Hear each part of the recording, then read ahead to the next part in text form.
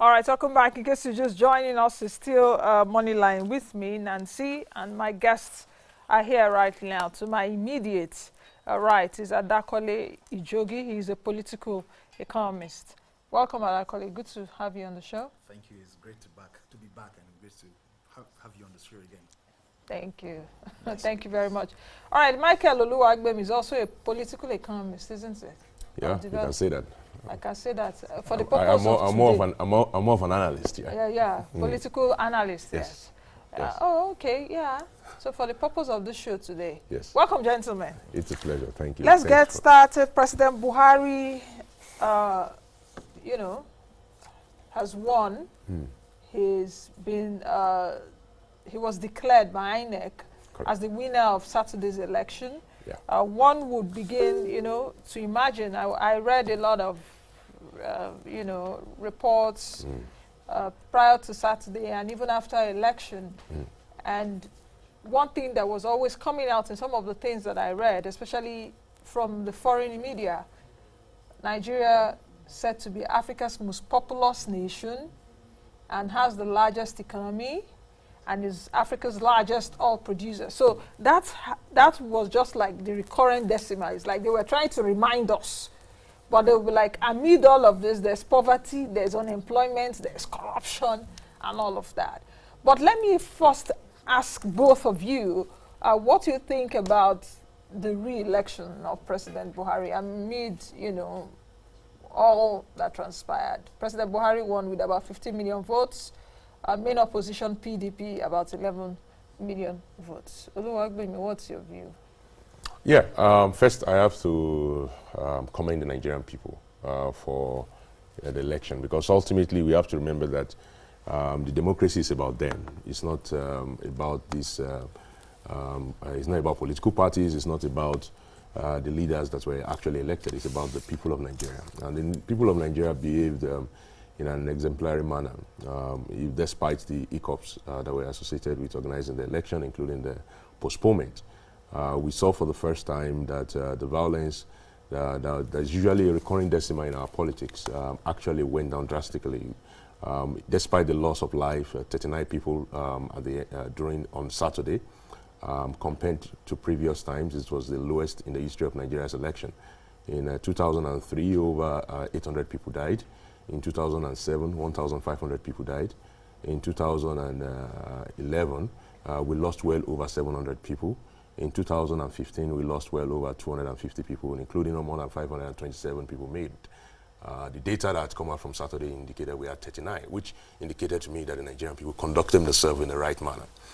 So we should, as a people, applaud ourselves. I think a lot of time Nigerians were very hard on us. I don't want to agree with you on that.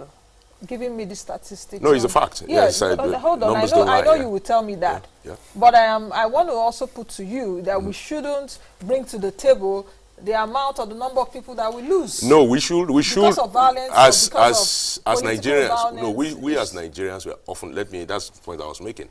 We are often very hard on ourselves as a people. We want to condemn ourselves. We want to beat ourselves down. The question we need to ask ourselves is: have we made progress? Yes, we've made progress. We are making progress as a country.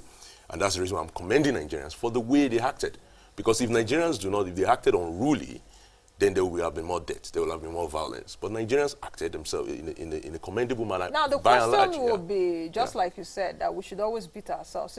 Should it be a matter of beating ourselves, or should it be a matter of us doing better? Yeah, and we've demonstrated that. I think that's the point I'm making. We've demonstrated that from 1999 to date. We've continued to build on our democracy. Our democracy is stronger. I think Nigerian people know better what they expect from democracy.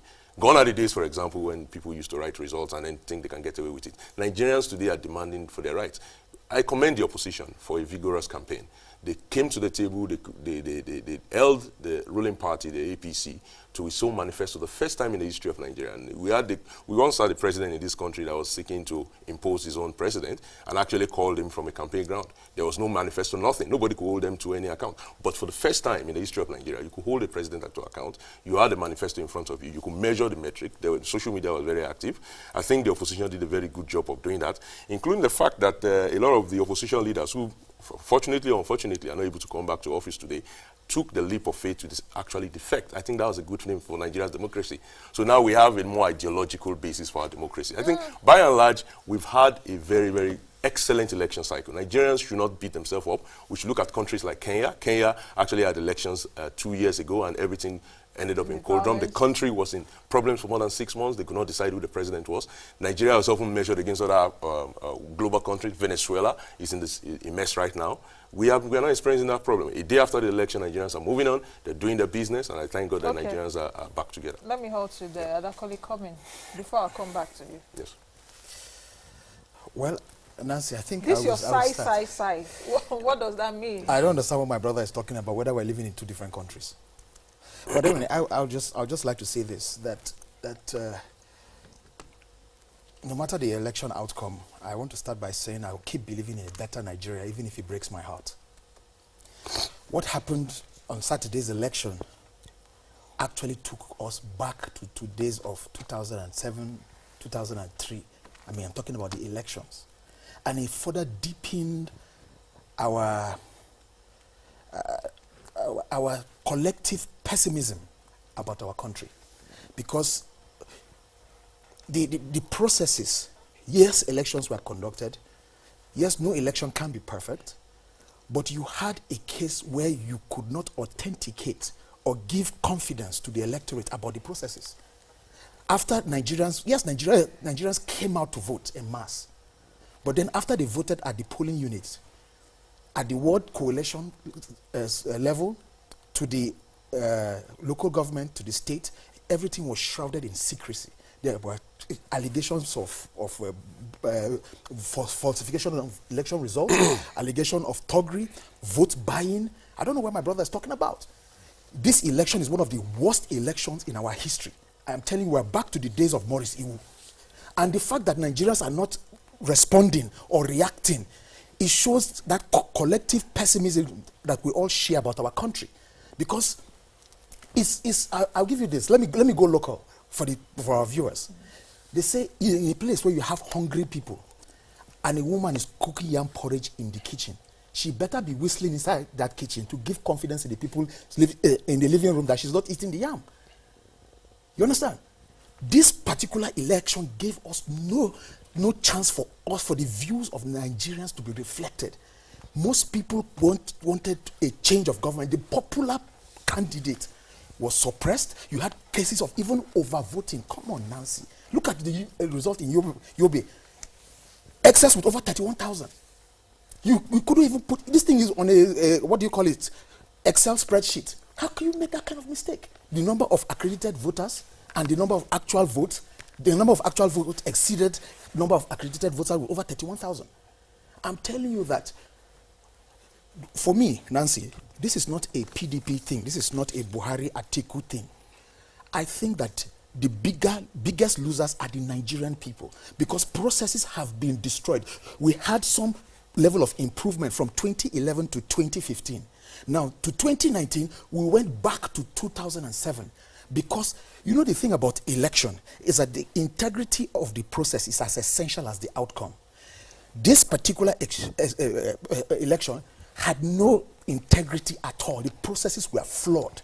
Now, let's come back to this Nigerian people thing, because I actually wrote it down here. Political parties and Nigerian people, because I do understand that, like I always say on the show, politics and economy are just like Siamese twins. You know, you can never divulge them. And a lot of people, I heard one analyst, and I was so impressed with what the person said. He actually said that there's no how we can even build the foundations of our economy if our electoral processes are not right. Okay, so let me jump in. Now, hold on. Let me just put this in. You also mentioned that Nigerian people should be congratulated. Yes, absolutely. You know, but are Nigerian people feeling that sense of that congratulatory sense? Let me put it. So yes, sense of victory. Hold on. Yes, are they also feeling that sense of victory? Okay, so let me, at the risk of being filibustered, let me say this. The opposition cannot constitute themselves to the observer group. They cannot be the opposition, and they cannot be the electoral officers. I wonder when someone who says he's a member of the SDP comes on this show and says another party's candidate is the most popular, PDP. Is the SDP, is he a special purpose vehicle of the PDP? But the no, let me PDP candidates is the main opposition. Hold on. And he is this. If you don't say he's the most, at least second popular person. Let me go to the heart of the issue. You said Yobe State they were voting. That's a lie. I have the numbers here, and I say numbers don't lie again all the time. In Yobe State, he has 1,365,913 voters registered. 601,059 were accredited, and 586,137 votes were cast. That is the fact. Now, what did APC get? What did APC get? Don't say speaking look, about coalition. my brother. I didn't jump in when you were talking. You said it's a lie. Speaking about coalition. Just say you disagree. Don't say it's a lie. It's a lie. I've pointed it out. Point out the APC figures, the PDP figures, and other political parties, and add it up. Let me finish my discussion here. You said the number of voters cast exceeded the accreditation. I just give you the numbers from INEC. Now, have you collated the number of voters cast from APC, PDP, and other political parties? I want to make it very call those figures. Please, I want to make an important point, please, before filibusters me again. They think they are the observers, and they think they are also the electoral officers. This is coming from the United Kingdom Foreign Affairs Office. He said, the Nigerian people have demonstrated resilience and commitment to their democracy. The result declared by the Nigerian Electoral Commission is consistent with the result obtained through the civil society parallel vote tabulation process. Along with international partners, the UK believes the Nigerian people can have confidence in the result. Let me tell you this. In this country before, we had entire regions writing results. I come from Warri. I live in Warri. I lived in St. Mary's, off in Airport Road. We go to bed, we wake up, we see nobody voting. Completely, there was no lie. And then in the evening time, you come and they will be declaring the result. It didn't happen this time around. No. Across the country, let me give you another example. Across the country, the entire country experienced reduced turnout. I saw the candidate of the PDP yesterday saying that according to statistics. I said, no, let us look at the statistics. I'm afraid maybe they need to employ a new statistician in their party. Across the country, every state in Nigeria experienced a lower voter turnout, except Borno State. Borno State had a 3% increase. Why? IDPs are back, people are back to their workplace, there's no longer high level of emergency that was there in 2015. Hold on, so now they come and say, oh, it was my stronghold. Is Ogun State the stronghold of Mr. Atiku? Ogun State had negative 30% turnout in voters. Now, the question is Ogun State a stronghold of no public holiday for anybody? Hold on now. My workers work. I'm in the private sector. We work here so now. that's not a public holiday. So what I'm trying to establish facts with what he's saying. Yes, there was on Saturday, there was, of course, everybody went out to. So what are we talking about? What are you trying to? I want to understand. My point is, let him stay in the realm of facts. It's not been, again, when you come on a program, on a national program, you owe it to your audience to stay in the realm of facts. You cannot lie. And I will go back again, the L-I-E word. You cannot lie. Number two, let me get to the point. He's talking about the credibility of the election process. INEC postponed the election. Does INEC report to President Buhari? No, that's not what the Constitution says. The Constitution says INEC is supremely independent. If President Buhari controls INEC, how come President Buhari could not get INEC to accept APC candidates in Rivers and almost in Zamfara? So the same President Buhari that controlled INEC to postpone the election also denied his party's candidates in Rivers and Zamfara. Is that correct? It doesn't make any sense. So let me come here. Now, when it comes to the way elections are conducted, I am for a technology-driven election. I'm someone who is well known in the tech world.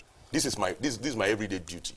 I expect that this election should be driven by technology as we go forward. However, we live in a world where opposition politicians themselves do not like to accept they are bad losers. They do not like to accept. Hold on, let me tell you. If elections are I don't want to be caught between both of you and your politics shenanigans on the show. Okay, fine. If elections are held with technology, the same people that are shouting technology here, we say that APC hacked it. Now, they will say, hold on, they will say that APC went into the technology, the server, and changed it. So please, let us deal in it. Since we are a people we don't trust, we are always trying to manage the empire. Let us go with what always works. The system can be more efficient than what we saw. I agree. Last I'm weekend. all for it. And please, the president of Nigeria is not a rubber stamp. He has a mind of his own. He does not have to sign anything that is implemented or passed by the National Assembly. That's his work. His duty as a president is to review any law that comes before him and decide whether he vetoes it or not. If the National Assembly thinks that it has a superior opinion, there's a process. You go back to the National Assembly and you overturn his veto with 2/3. They don't have 2/3. Okay. Should we just rest it there? Because I see that if we continue on this path, both of Let's you talk might about the just- economy. You may just blow yourselves now. Let's talk about the economy. And I'll be in the middle. Now, why I wanted us to establish what you guys now started bringing into it is the way President Buhari has been re-elected amid slow economic recovery, like I said, amid numbers that are not too hearty. If we're taking a look at the macroeconomic statistics, especially, except if you look at, okay, exchange rate has been quite stable because of the consistent effort by the Central Bank of Nigeria. We take a look at perhaps oil price, like I said earlier on at the wall over there, oil price has been consistent in the range of, let's say, $50 to $65 dollars in the last 1.5 years, 2 years, thereabout. Now, if you take a look at all that, just oppose it with our domestic, our domestic conditions, Nigeria should be doing more than it's doing now. Because if you are going to give me, I know Michael may come back to me now, tell me, Nancy, facts, GDP. Let me establish it first before you tell me. We do know that the country is growing, but the growth is still less than the population growth. We should not be touting that this is Uhuru or this is good yet, because there's pervasive unemployment, pervasive poverty. Now, let me just give you guys some seconds to respond to what I've said, then we'll begin to take a few things here which are penciled down. So, well, I think that moving forward, I think that we should pay better attention to election cycles as it affects the economy. I think that we should do all it takes, to ensure that we do not create certain levels of uncertainties and investor pessimism, so that our economy will still be thriving. Because at the end of the day, we'll still have an economy to manage, we'll still have a country to live in. So whether it is Party A or Party B that wins the election, the election must not reflect negatively on the Nigerian economy and the Nigerian people. And I've always maintained that the economy is more important than the politics of it. Even though political decisions, influences the economy. But the economy is more important because the economy deals with our livelihood as a people. So whether you have, after an election, the cost of an election that shows up as post-election violence or the anticipation of violence that causes people not to engage in economic activities, to close down their shops, staff withdraw companies withdraw their staff from work, people withdraw their children from school because of that history of violence. And I like to say what my friend here, I like to just bring in this, that I don't think that looking at figures of people that have died from election violence, say that it has reduced as progress. I think one life is one life, whether it is one or it's 1,000. I don't think that we should put that, to juxtapose that to say that because it is this election cycle, it is 39, the previous one was 1,000 and something, so there's an improvement. I say no, we should remove what creates that violence, what causes people to react violently. so that at least one person, we should not even lose anyone. We shouldn't lose anyone. We shouldn't come to the extent of, of counting body bags and cost of lives. No. We should say, why are people using arms and violence in election? Is it because that the process is not transparent? Is it because the process are inefficient? Is it because you have politicians arming thugs? So we should look at those issues instead of counting bodies and say, no, this one is only 5 that died. I think when one person loses their life during the electoral process, it is as bad as 1,000 people. Okay, Michael? Okay, you asked a question about the economy. I think I've moved on from the election. We now have a country to govern. So I will leave those people who are worried about the elections to be worried about it. There's a court to litigate it. This is not the place. First thing first is about the economy, is that the economy, I think, as I always said, have every ingredients to grow and just need all the arms of government. And I will come back to this. The government is not just the executive. The government, and I always used to say it on this show, if you remember and recall directly, the government is also the legislature as well as the judiciary. So all the arms of government have to be focused on the economy. The judiciary have to dispense of court cases quickly when it involves business people in order to ensure that business people have confidence in the economy. the legislature have to pass the budget on time. And so, and the executive have to make decisions and implement decisions of the legislature as quickly and rapidly as possible in order to ensure that we get this economy back on track. It is true that during the time of elections, we usually have a slowdown in the economy. But the honest truth is that for the first time in the history of this country, this year, we didn't have the same. The fact remains that in the fourth quarter of GDP, you said I should not mention it, but I will mention it. I know you will mention it. The economy actually grew. Not only did the economy grow, it was in the period when the oil sector actually dropped. So it showed that the fruits... There was no growth in the non-oil sector. It was actually, the oil sector, the contribution of the oil sector actually went down. That's what I'm saying. Exactly. Yeah. And then the entire economy actually grew, showing that the non-oil sector is actually... But are you also aware Yeah. that agricultural production, that's agricultural sector, was the lowest in 2016? No, I will get to it. No, I am aware. I'm a Yeah. farmer, so let me get to it. Yeah. Now, in the same breath, the stock market, everybody wants to talk about a 0.65 loss in the index on Monday. The stock market in between December 31 and today has grown from 3744 to 32453. What are you are talking about the all-share index? Yeah, that's what I just said the all-share index about 32,000. Yeah, it went down. No. What I'm saying is between December 31, the election period. Again, look, let's be honest, I'm not the... You're looking at the day. A day is 0.65. No, hold on. The all-share index, there's been a decline of the stock market. Day? From this time you are talking about. No, I have it here. Which data are you quoting? I say these things every day. NSE all-share index, I can give you the number. No, I'm not talking about today. Again, hold on. From what time to what time are you giving me? I'm talking about December 31. 2018. To when? It was 37,44. So what is it today? You are saying what? 37? It was 37,444.5 on December 31. So what is it today? It's 32. So please, in the period of the election, this is the period, the thick of the electioneering. The all-share index itself has positively responded. Now, what happened was that a lot of people were pricing in some certain activities on the political scene. And naturally, these portfolio investors take a leave on the day after the election. That's fine. Now, secondly, the bond. We're on an economy show, so let me use all the data. The bond this year has grown 8 cents. Nigerian bond has risen 8 cents on the dollar. What this means is that people who are investing in the country on a long-term period are positive about the direction of this country. No. So what I'm expecting in terms of the economy, you asked the question, let me land it. What am I expecting in terms of the question? I expect, one, more cohesion between the legislature and the executive. When you have cohesion between the legislature and the executive, at least now we do not have people who are APC in name and they go and act PDP in the Senate and the House. It's not happening during this term. We expect more cohesion. That cohesion means budget will pass on time, the cycle of getting money into the economy will be reduced, and we can have more growth in the economy. Two, I expect that the targeted program at the poor, which some people call vote buying, but which had been going on for 2 or 3 years before the election, will continue and will actually be elevated. I'm hoping the SIP program, which is currently getting maybe 25-30 billion a year, can start getting $500 billion.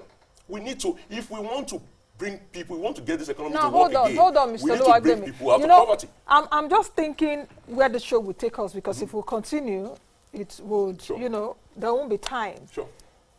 The numbers that you're trying to quote, let me just give that a bit of gap small, because I know we would fight over it. Because this can check it. Yeah, this is what I do every day. You're also aware that foreign direct investment in the country has gone down so far. The lowest so far. Hold on. Election time. Hold on. What is during election time? Stop giving me that. It has gone down at least. In Africa, we have the lowest, about $2.2 billion. Yes. So far, so don't even go there. The number you are trying to hold on, even at the last NPC. Hold on, Mr. Michael. Even at the last NPC, yes. Even at the last NPC meeting, you should know that we should not just be opposing every day. I understand what you're saying, but we're also looking at within a period of time. Foreign portfolio investment in the country, FPI. People have also taken their monies, bearing in mind. During election time. I understand that, but what I also want us to establish here, which you and the economy has grown despite all of that, meaning that the Nigerian people are covering for foreign investors. But if you don't want to invest in Nigeria, Nigerians are investing in Nigeria. But the thing now is that the rates we are growing, are we growing? Should we grow at that rate? Please, I'm on the next level. I'm not litigating the past. Those people who want to litigate the past. That is not the past. No, look, the Nigerian people have Mr. decided. Michael, don't put Madam, me in. the Nigerian people have decided. We are Anybody looking that at wants to the- litigate the hold past on, can hold litigate on. the past. No. I'm focusing on the future. That's why I'm telling you. this This APC is people, what I expect in the Mr. future. Oluwagbemi, I'm looking at the Mr. future. Oluwagbemi, Yes, madam. hold on. Yes, ma'am. The GDP that we just talked about, Yes. the last And I told you it was numbers, positive, yes? it was positive. I agree that Okay, it was so positive. no problem. But if we take a look at our population growth, Yes. since you are saying it's next level, isn't it? We have to just suppose, what is Nigeria growing at currently? Okay. What is our population growth? Where should we be? And Is that not your next level? And that's what I'm telling you. What do we need to do to get there? You see, all these, oh yeah, it was bad. What got us, I can also go back and say what got us to the bad. So we litigate that forever. I don't want to litigate that. What I want to talk about is how do we get the economy working at 3-4%, which is, you're talking about population growth, exceeding that. That is what, to do that, you need to invest in the poor. We cannot as a country have... Now the investment in the poor, hold on, the investment in the poor, no, let me bring in this so that you answer, because you just came to my mind. Okay. The investment in the poor, which you're talking about too, should it also be about giving them 30,000 naira. 5,000 naira cash CCT or guys. 30K for N-Power? Hold on. Should you give somebody a fish, or should you train them how to fish by enabling the You business see, environment? the thing about the opposition is that sometimes they... What is opposition? Do I look Let like me opposition? let me land. Mr. You have your Michael, talk. you You have your are- talk. They Nancy, can I display. come Yes, you will come in and They we'll soon display get to a the high end of level it. of ignorance. Do you know that? Let me tell you. Who are you talking No, about I'm talking now? about the opposition. Let me tell you this. Do you know that in Costa Rica, in Brazil, all these countries I'm talking about, they found out that the best poverty alleviation program with the cash transfer program, the programs that actually go to so-called middle class, I understand to our what one. you're No, saying. this I know research. what you're So let saying. us. Yes. So now, secondly, let us talk about investing in the poor. In order to invest in the poor, you need to invest in infrastructure. You need to invest in education. You need to invest in terms of giving them credit. You're talking about giving people 15,000, 13,000. Do you know that person you're not giving him a fish? You are giving him money to enable his business. And business is good for Nigeria. So the reason why you had the economy elevate in a period where foreign direct investment was reduced was because we were investing in the poor people. If those people that wanted to invest in the rich people, they've lost. Those people that want to invest in the poor, they've won. Let's move on. Okay. Adakole, quickly, because we have to end the show. Well, I would like to say in closing that there's a difference between poverty alleviation and growing an economy. A social investment intervention is to give the poor, is a pro-poor economic policy to alleviate the suffering of the poor. But I think my own economic model, knowing that our own economy is largely informal, I would like to see this administration initiate policies that are business friendly, that opens up the market, that government just regulates, open up, not talking about ease of doing business. All those are political brickmanship. I think, Nancy, look at the figures published by the Bureau of Statistics, National Bureau of Statistics. Total number of bank accounts, 118 million. Total number of current accounts, that is business accounts, is 7.8 million. So you have a huge informal sector that if we want to grow this economy, we must pull those people from the informal sector into the formal sector. We provide government regulation, provide taxes, and they will do all of this. So I think that we should pay more attention to the economy and make better economic choice, not like the last 4 years. Make better economic policies and better economic choice. Okay, hold on. Let me take this, Director, just people commenting for our viewers before we just go. Godwin Oguche says the APC people will never stop campaigning, even if they've won an election. Michael is still campaigning. I said, let's move on. Adebayo, hold on. Adebayo, Amos, let's just take comments from people watching. Hold on, Mr. Michael. Adebayo says the show today is hot. The show today is hot. To politics and economy can sometimes equal confusion.